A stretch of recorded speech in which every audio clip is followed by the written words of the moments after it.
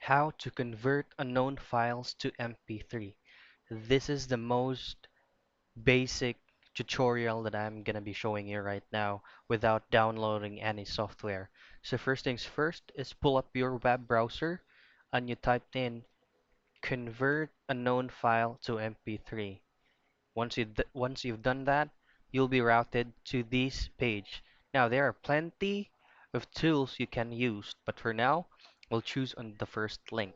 So if you click on that, you'll be routed to this page. Now all you just have to do is upload or open the file, the unknown file, and then you can adjust the sound quality of that unknown file. Afterwards, you click convert, and once converted, now some tools offers random captcha or random surveys that you need to answer first so that your downloadable file will be available. So once you've done that, convert the file and then you download the MP3.